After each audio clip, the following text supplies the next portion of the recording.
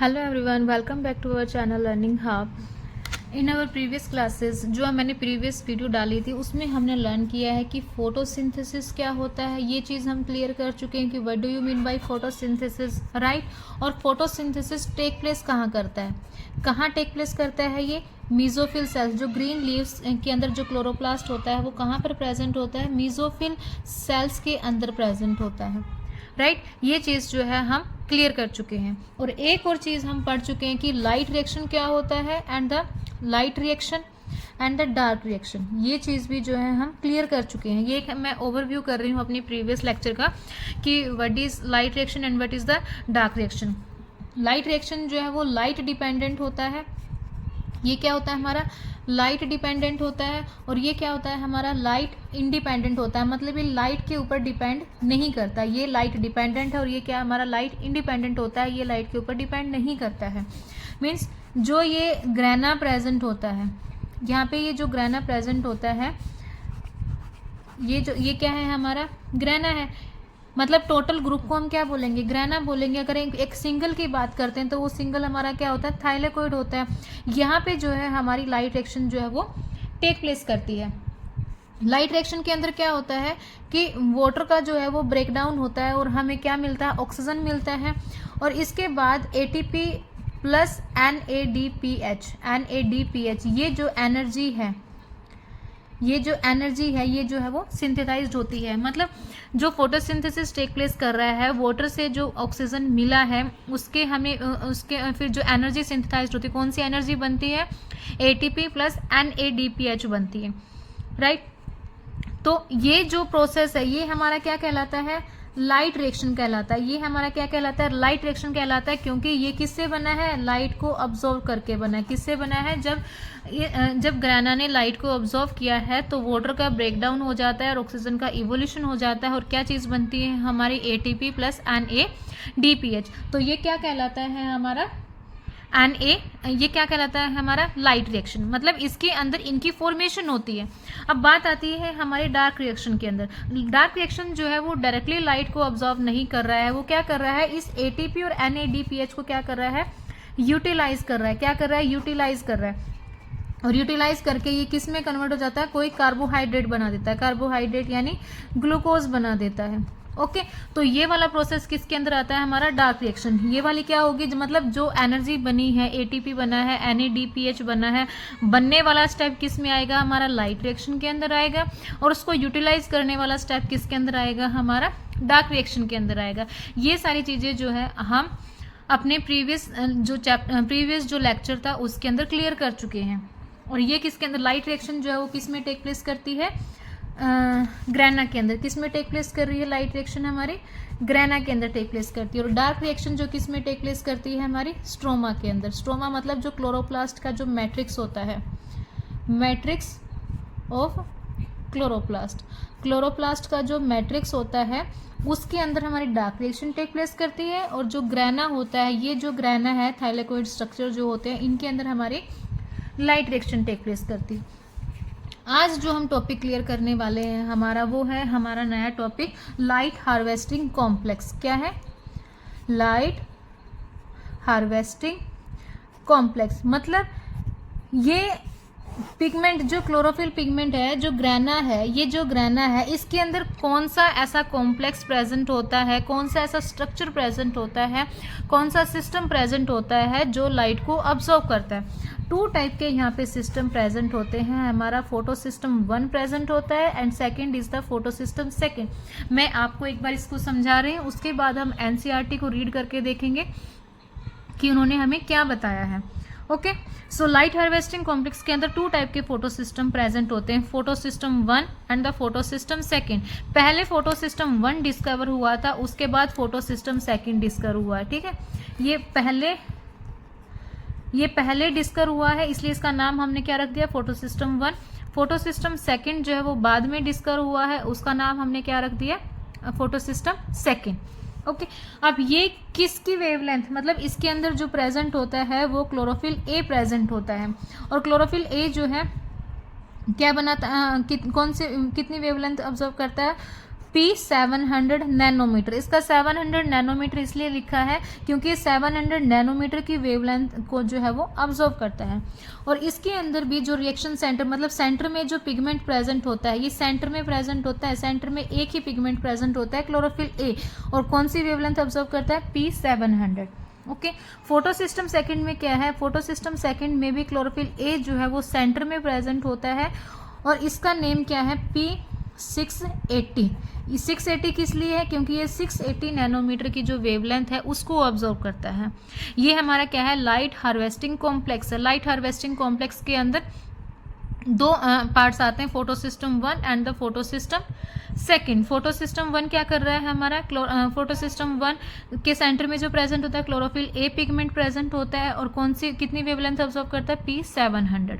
Okay, photo system second में क्या है? क्लोरोफिल ए है इसके सेंटर में भी और कितनी वेवलेंथ को ऑब्जर्व करता है? ये P680 नैनोमीटर में। और जब ये लाइट हार्वेस्टिंग कॉम्प्लेक्स वर्कआउट करता है तो सबसे पहले जो वर्कआउट करेगा वो हमारा कौन सा रोल प्ले करेगा? Photo system second. पहले फोटो सिस्टम सेकंड जो है वो लाइट को ऑब्जर्व करेगा, बाद में फोटो सिस्टम 1 जो है वो रन करना स्टार्ट करेगा। अब लाइट हार्वेस्टिंग इसके अंदर 4 स्टेप आते हैं, first, second, third and the fourth. सबसे पहले जो स्टेप है वो क्या है? Absorption of light. मतलब पहले ही क्या करेंगे? लाइट को ऑब्जर्व करेंगे। अब लाइट को ऑब्जर्व कर लिया है, सेकंड स्टेप हमारा क्या आएगा? वाटर की स्प्लिटिंग होगी।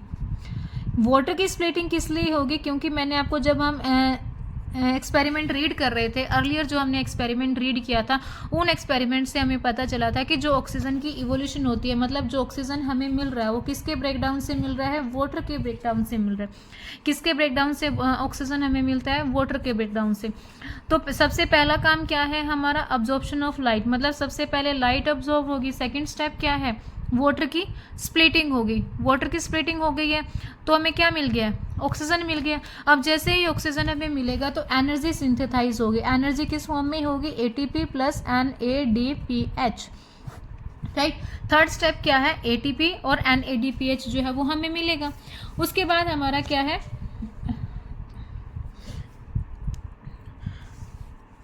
और अब इनका यूज होगा। ATP एंड NADPH जो है वो यूज होंगे। ATP प्लस NADPH जो है वो यूज होगा।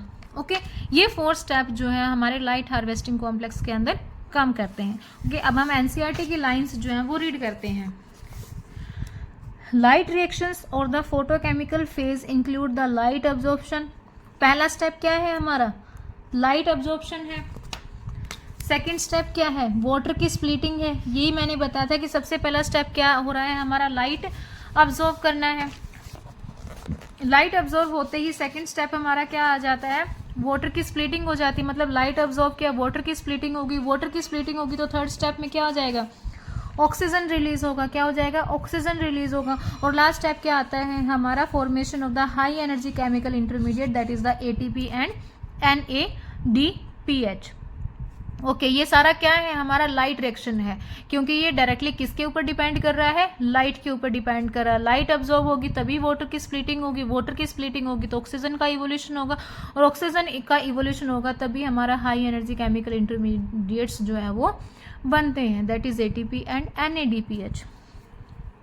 The pigment are organised into the 2 discrete photochemical light harvesting complex. अब ये बता रहे हैं कि लाइट हार्वेस्टिंग कॉम्प्लेक्स में कौन कौन से पिगमेंट प्रेजेंट होते हैं। First one is the photo system 1, second is the photo system second. यही मैंने आपको बताया है कि पहला एक फोटो सिस्टम 1 प्रेजेंट होता है, दूसरा जो है फोटो सिस्टम सेकेंड प्रेजेंट होता है।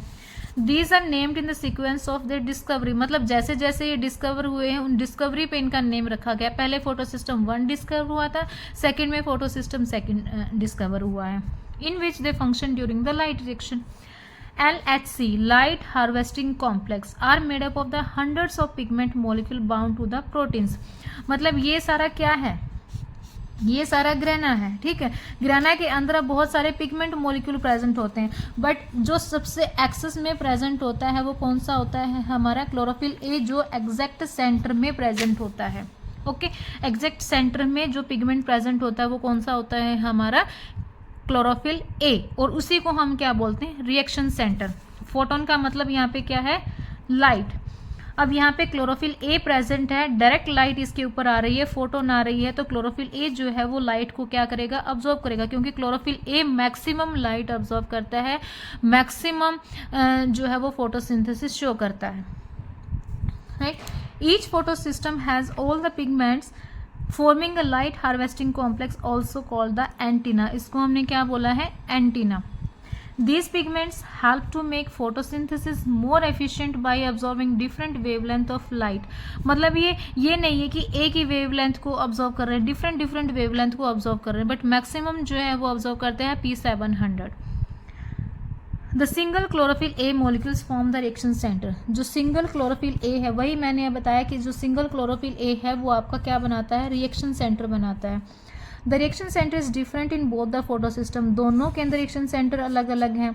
इन photosystem 1 the reaction centre chlorophyll a has an absorption peak at, मतलब जो फोटोसिस्टम 1 है उसकी अब्जॉर्प्शन मैक्सिमम कितने पर होती है, 700 नैनोमीटर वेवलेंथ पर। वेवलेंथ की ऐसा यूनिट है ये, हैंस इसलिए हम इसको क्या बोलते हैं, P700। While in photosystem 2 it has absorption maximum at 680 nanometre and is called a P680। Okay तो ये था हमारा लाइट हार्वेस्टिंग कॉम्प्लेक्स। एक छोटा सा टॉपिक था जो मैंने आपको आज क्लियर किया है कि लाइट हार्वेस्टिंग कॉम्प्लेक्स क्या होता है और लाइट रिएक्शन और डार्क रिएक्शन के अंदर मेन डिफरेंस क्या है। लाइट रिएक्शन क्या है, लाइट डिपेंडेंट है। डार्क रिएक्शन क्या है, लाइट इंडिपेंडेंट है। लाइट रिएक्शन के अंदर क्या बन रहा है, हमारा ATP और NADPH बनता है, और डार्क रिएक्शन के अंदर क्या है, जो ATP और NADPH बना है उसका क्या होगा, यूटिलाइजेशन होगा। ओके और लाइट हार्वेस्टिंग कॉम्प्लेक्स के अंदर हमारे दो फोटो सिस्टम आते हैं, photo system 1, photo system 2। Photo system 1 के अंदर भी जो रिएक्शन सेंटर होता है वो हमारा क्या है, क्लोरोफिल ए है, इसलिए हमने इसको क्या बोला, रिएक्शन सेंटर। और ये मैक्सिमम जो ऑप्शन करता है कितने पर करता है, P700 पर करता है, इसलिए इसका नाम हम क्या रख रहे हैं, P700, PS700।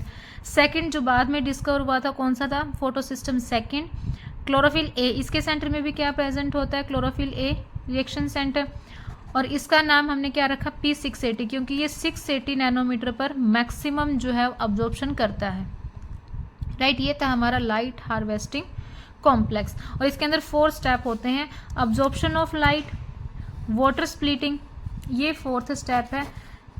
ये लाइट रिएक्शन है ना, ये मैंने डार्क रिएक्शन का स्टेप लिख दिया इसके अंदर। जो 3rd स्टेप आएगा वो क्या आएगा, हमारा ऑक्सीजन फॉर्मेशन, मतलब वाटर की स्प्लिटिंग होगी, उसके बाद ही हमारा क्या बनेगा, ऑक्सीजन बनेगा। और 4th स्टेप में क्या बनेगा, ATP एंड NADPH। ATP और NADPH का जो यूज़ होगा वो किसके अंदर होता है, डार्क रिएक्शन के अंदर होता है। और आज हमने हमारा रीड किया है लाइट रिएक्शन। ओके सो आज का यही एक स्मॉल सा टॉपिक था। आई होप आपको ये क्लियर हो गया होगा। Thank you.